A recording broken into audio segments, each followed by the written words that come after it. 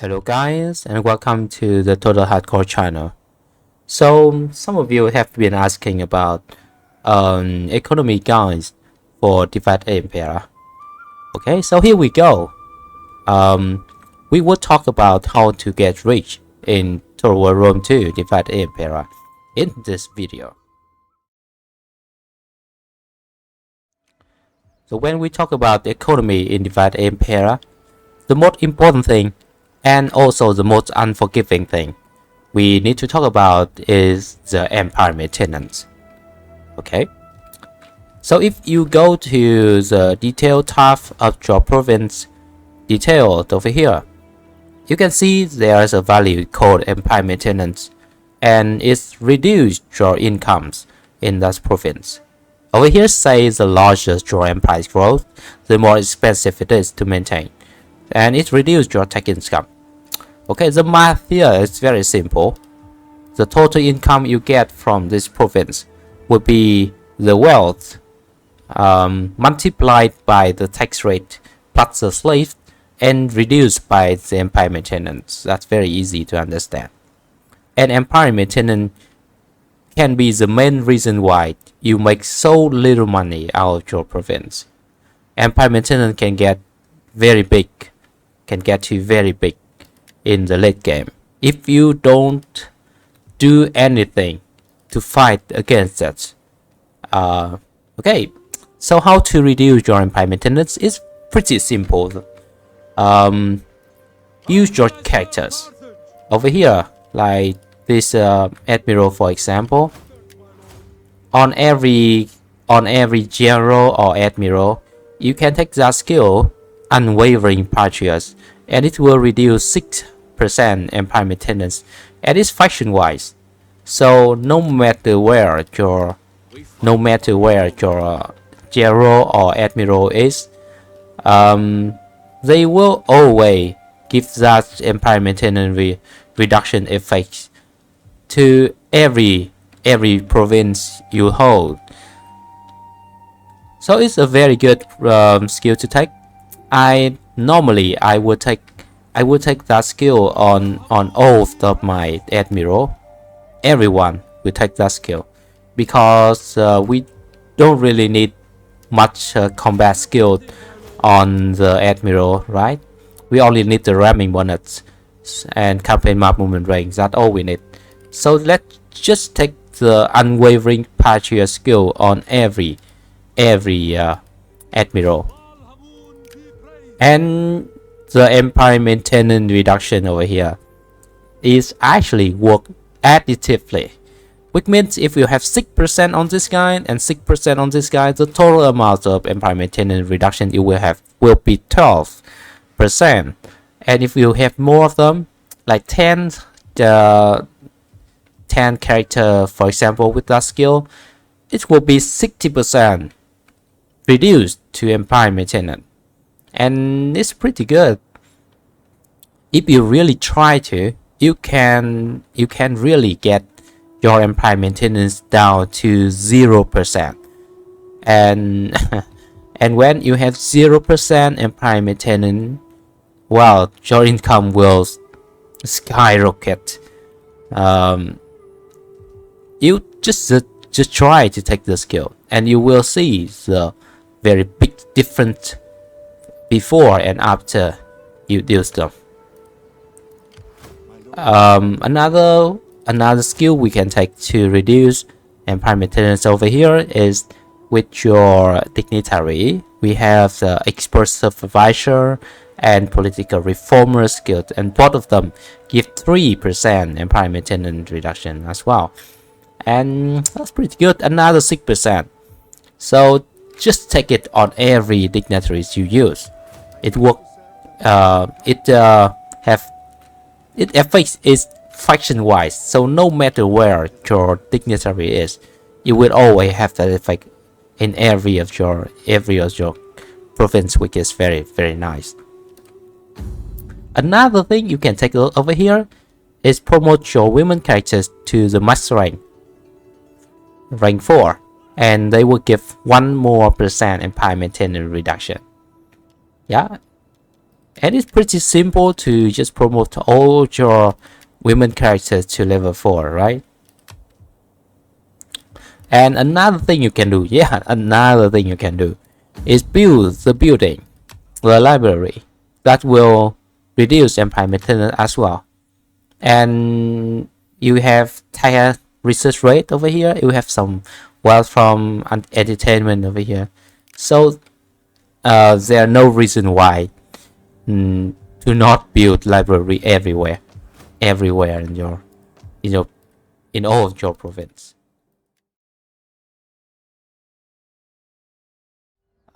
So previously we have talked about empire maintenance, and we know how the income will be calculated in our province. So we need to reduce empire maintenance, right? But on the other hand, we also need to raise our tax rate and raise our slave income. Yeah, slave income is very easy to understand. After battle, you can choose to take slaves, and that slaves will go into your province and increase the income of your province. And it's really big, actually. Like over here you can see it's 73.2% more income we can get from slaves, and it's very big. So if you don't mind the public order penalty, you should take as many slaves as possible. When you loot settlement, you will get slaves as well. If you want a very strong economy, take a lot of slaves. Slave is very good for economy. Let's take it. And also we need to raise the tax rate, and we can simply raise the tax rate over here, right? And you can see our income already increased, but I don't want to use this because it's also reduce our public order and reduce the growth. So how to reduce our tax rate without actually raise the tax level? Interesting question, right? We one more time, we can use the character. We can use our general here. They will have the skill that will increase your tax rate, like this. City governor 9% tax rate. And when you promote your generals over here, you get tax rate as well. And actually, yeah, you get empire maintenance reduction when you promote your character as well. So don't forget to promote your character. It's very good. More tax rates, more empire maintenance reduction, and also reduce your army upkeeps as well. It's very good. And in the very early game, you can also do something like this. Like for example, you play as Carters. Don't spend your gold upgrade building everywhere. Instead, you focus on one province and upgrade it to have the most wealth from this income from this province. And then you put a lot of character into this province. Use a lot, like one admiral here, one admiral here, one admiral here, zero here, zero here, zero here. And all of the effects from this character will stack together, and we will have a lot of income in this province. Like we can bring this guy back here, and we can get more tax rate from this, more tax rate in this province, more wealth from agriculture, more everything. You can stack a lot of character in one province to get a lot of income out of it. And it's the most effective way to get rich in the very early game. Like you can see in this campaign, in this Carter's campaign, we can support like multiple armies and multiple fleets with only Sicily, right? It's that powerful. It's that powerful.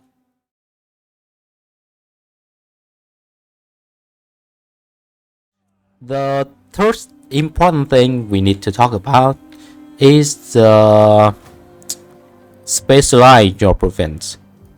Build building that synergized together.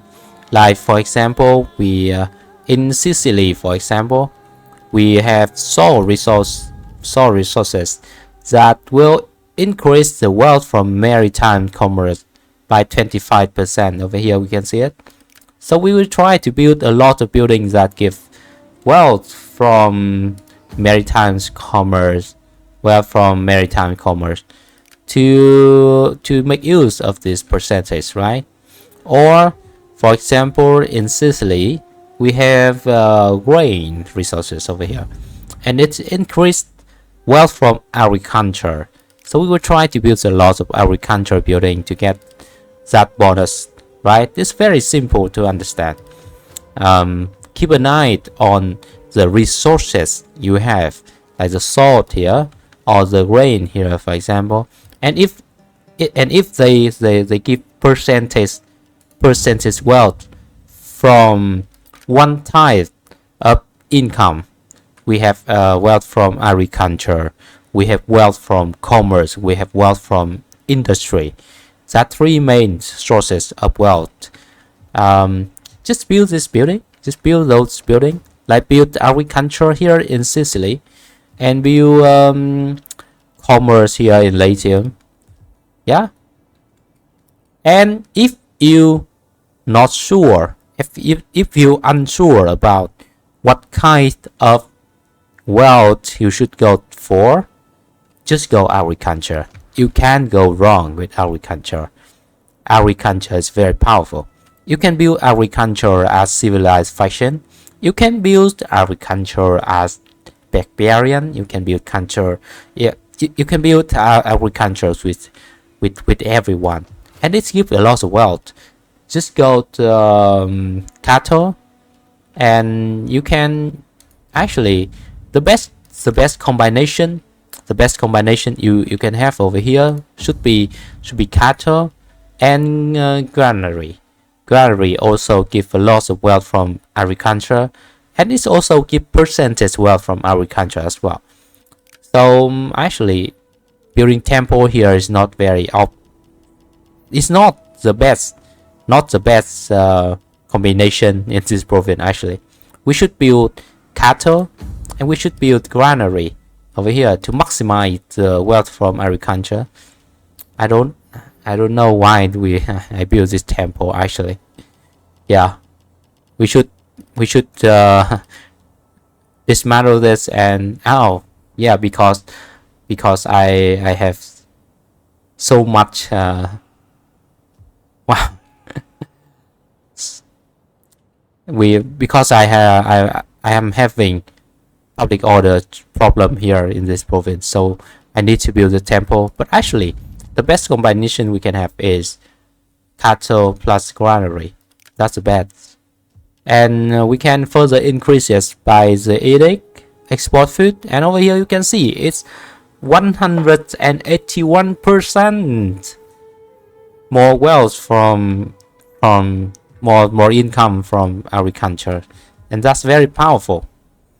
And to get that percentage bonus, again, you should build the agriculture building. Like over here, you can see the effect. Export food edict plus 45% local farming and livestock income. Right? Over here as well, export food edict plus more 30% local farming and less livestock income. So when you go to agriculture, you have the gold, you have the food, very important, right? And you also have the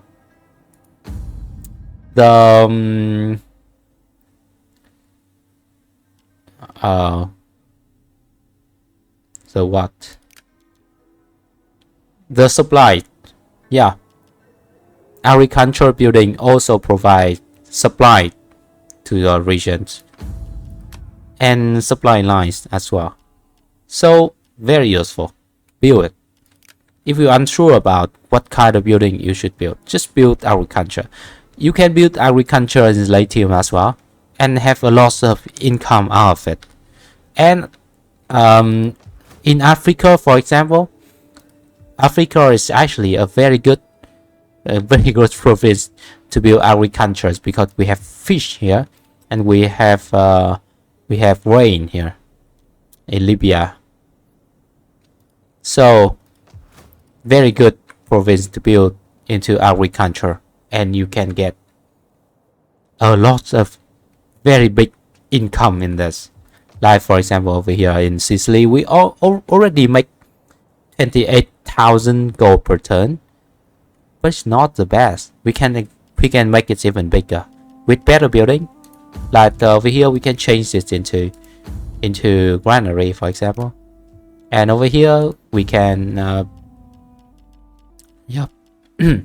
we can build this one. More wealth from farming, agriculture. Look at this, a lot of wealth, and this value will not be only 28,000.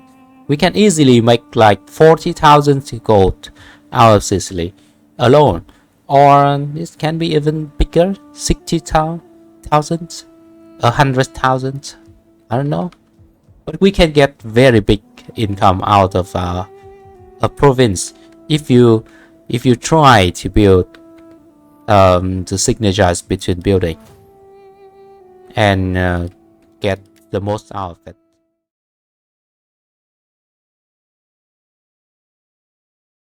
So the last but not the least, when we talk about economy, is the army's upkeep, right?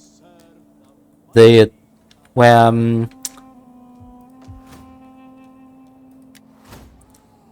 previously, or we just talk about previously is how to increase our income, but to get more gold per turn,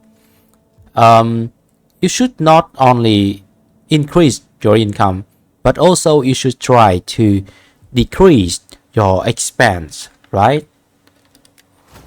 Over here you can see it summarized.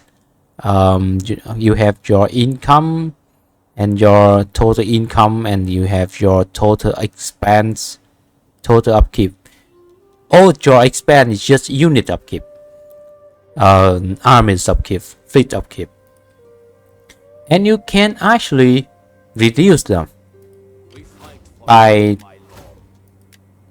general skill, military logistician. It will reduce the upkeep for land units and all ships by 15%. And don't underestimate this number. It's very big actually. 15% is not. It's pretty big. It's a pretty big reduction to your army's upkeep. And you should always try to promote your character. No. Okay, it depends on the cultural group, right? Yeah. Alright. And government ties. We get reduced army upkeep in like this. Empire, for example, reduce army's upkeep.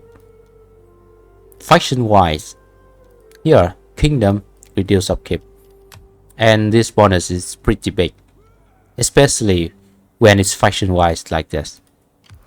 Combined with the general skill, military logistician, which you should take on every general you have. You can reduce your army upkeep by a lot. And another thing is make use of your army stance. Right, for example, when you're unsure about what you should do with your armies, you can try to let them stay. Let's see. Let's take this armies for example, Akasan. When he stay here outside of a settlement and in foreign land, the line of the Tanit, the armies will have 2,040 and 400 upkeep. But when we go into when we take the settlement, for example, like this, yeah, and when we stay inside a settlement, it's become less.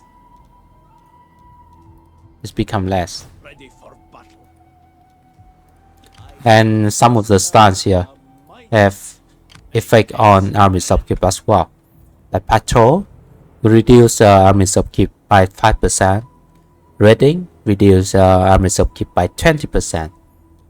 Yeah, especially when you play as some barbarian faction, going into raiding stance will reduce your army upkeep greatly, and you will see your income skyrocket.